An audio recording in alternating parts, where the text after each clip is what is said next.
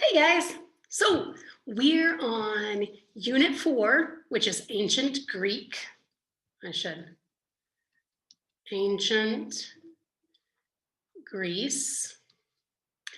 Lecture 2, this is page 306 in the book, just in case you want to know where it is. And this section is on Greek society and the economy. So if a traveler were to enter any port anywhere in the Greek lands, they might think that all Greek city-states were the same. Everybody speaks the same language. On the surface, it kind of looks the same. But the more time they would spend in each city-state, they would realize that they're actually pretty different. But one thing that was fairly common in almost all Greek city-states was women stayed home and men went out. Poor women would work, they had to work, but richer women would stay home and take care of the slaves.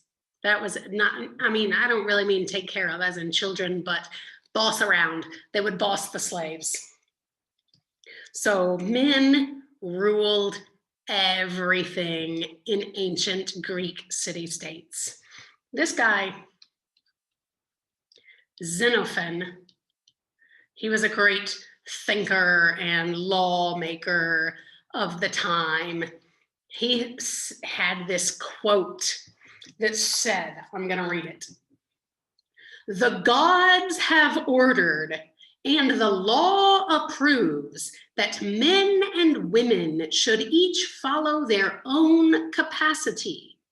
It is not good for a woman to be out of doors, as is in, and it is dishonorable for a man to stay indoors than to attend to his affairs outside." What that means is Xenophon said that the gods said women belonged in the home and men belonged out of the home. Isn't it so convenient that the men that rule society isn't it so convenient that in a society ruled by men that the gods say women belong inside? Okay, so this was in almost all Greek city-states. Sorry, but in this one city-state called Sparta, it was different. Women had more freedoms. They weren't completely free, but they had more freedoms. Women were educated. Sorry, for all the girls in my class and all the other Greek city-states, you wouldn't have even gotten to go to school. Women could play sports. Yeah, same thing in all the other city-states. Those girls, nope, no sports for you. So in Sparta, women were educated, women played sports, women could even sell their stuff. In the other city-states, women didn't even have stuff. Everything belonged to the men, and women could just, use it. But in Sparta, women owned their own stuff called property. Many times when we hear the word property, we just think of land. But in this sense, property just means stuff.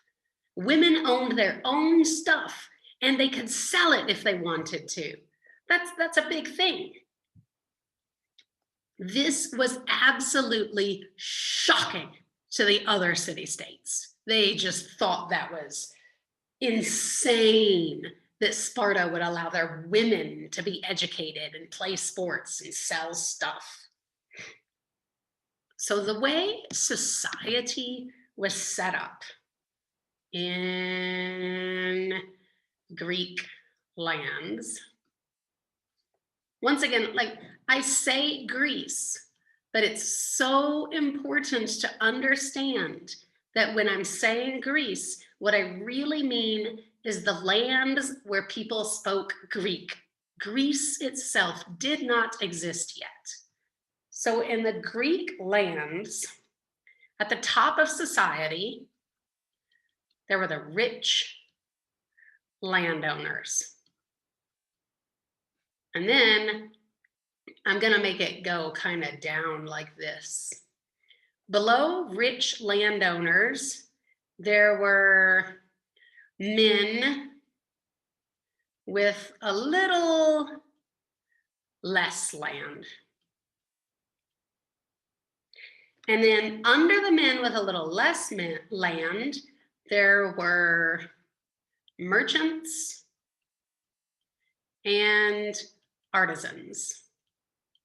An artisan is someone that makes stuff, and a merchant is someone that sells stuff. And underneath merchants and artisans, there were men with no land.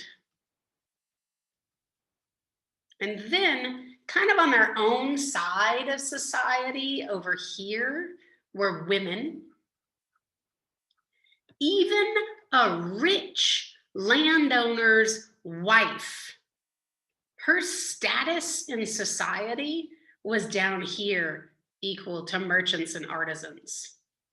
There was a whole level of society above women over here. So a man that had just a little bit of land was given more respect than a rich man's wife. And then way down here were slaves. They were below women and below men with no land. They were way down here.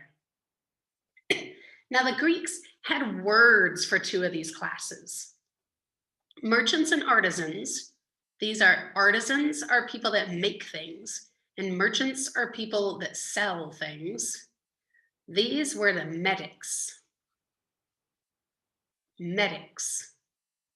And a man with no land was called a theet. So here we are. People that make things and people that sell things are metics. And a man with no land is a theet. Okay, and remember, gotta remember, there was an entire class in between rich male landowners and their wives. But all women were considered the same.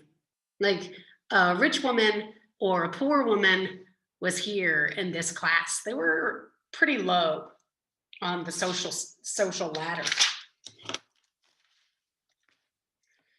So slaves, most slaves were war captives. A war captive is someone that you capture during war. If our class went to war with Mrs. Perozzo's class next to us and ran over there and we killed a bunch of people, but we said, ooh, that one looks good and strong. Let's capture that one. And so we captured one and brought it back to our class. That would be our slave. Slaves were used for all kinds of things. Cooking, cleaning, teaching, raising children, taking care of the animals. They pretty much did everything. Slaves did all the work. And because slaves did all the work for the rich people, it freed up the rich people to do things like think and talk. And I know that sounds kind of silly, But when you work really, really hard all the time, there's very little time for just sitting around and thinking. There's very, very little time to just sit around and talk with your friends. If you're not working, you're sleeping. So it was a true luxury, this thing that rich people could just sit around and think about stuff and talk to their friends and talk to their friends about the things they were thinking about. This was pretty new in the world. And it was really cool. It was really, really cool that someone had this luxury. I'm going to write that word next to it.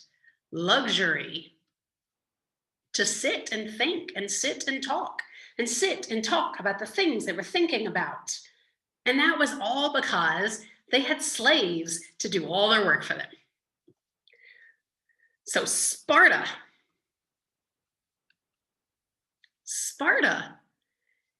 did this thing where they took over the city of Messenia, and they turned the entire city of Messenia into their slaves.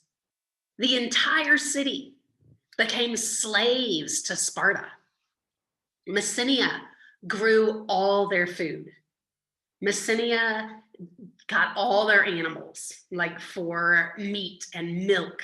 Messenia made all their clothing. Messenia did everything for them. And when they did that, it allowed Sparta all kinds of free time. And they turned their city-state into an army state. Sparta turned into an army state. I'm going to circle that in red. Sparta turned into an army state where they trained everyone to fight. Small children, like as young as 6 and 7, were taken away from their families and put into the army. And they became really, really, really rich because of this. They would conquer lands and take all their riches and turn their people into slaves. And Sparta became really, really powerful. And by the I'm going to start a new line. By the mid 500s BCE, going to do a timeline just like I always like to do. Here we are in 2020, and here's, if we were on a timeline, here's 0, and then we go back here. This would be BCE 2020, so this would probably be BCE 1000. So right about here,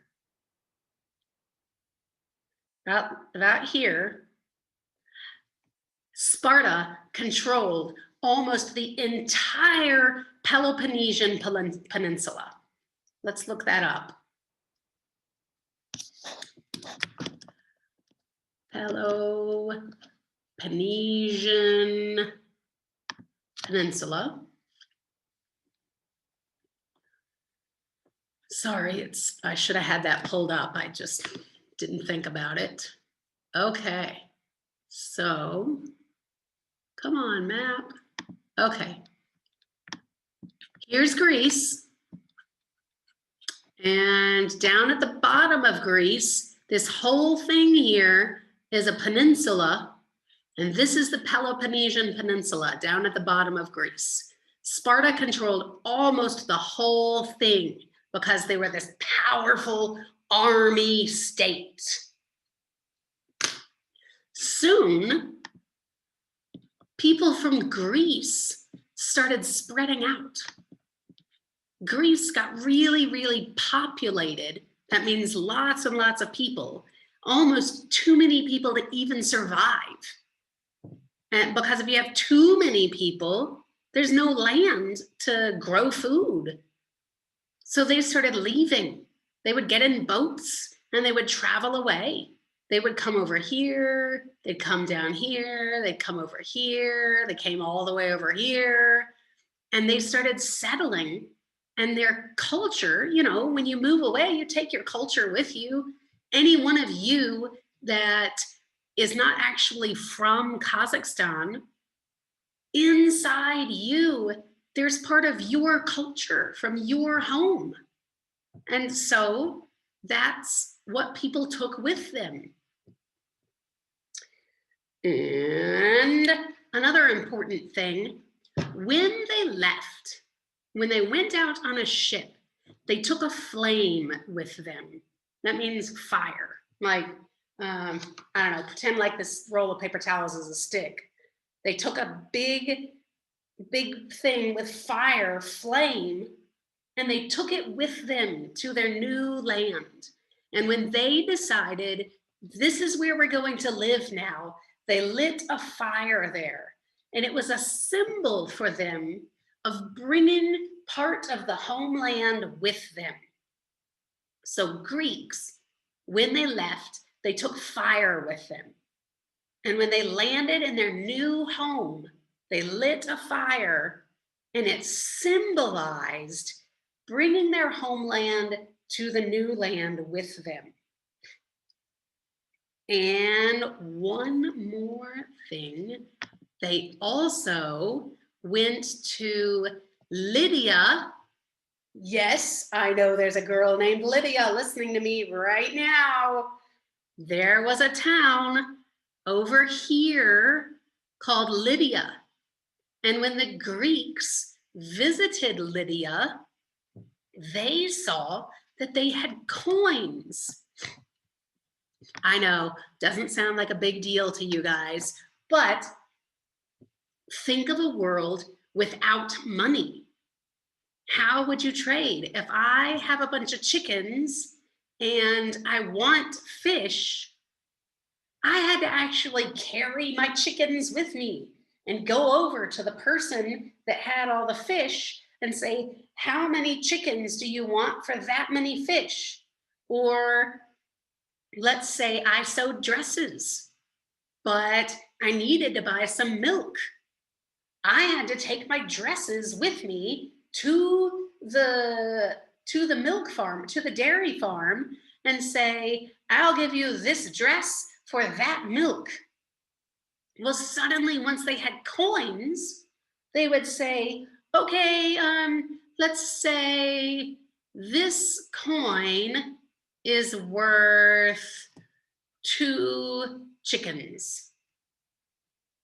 And this coin is worth 1 gallon of milk.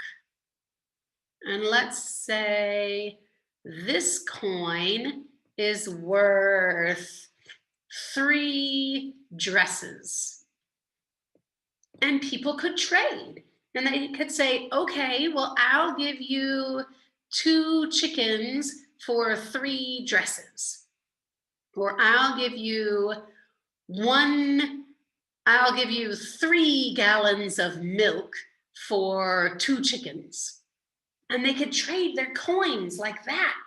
And it made trade so easy. And at this time, Athens grew really, really rich. Let's go back to the map. And let's type in Athens. Here we go. Here's Athens. Zoom out for you. Okay. Athens is right here.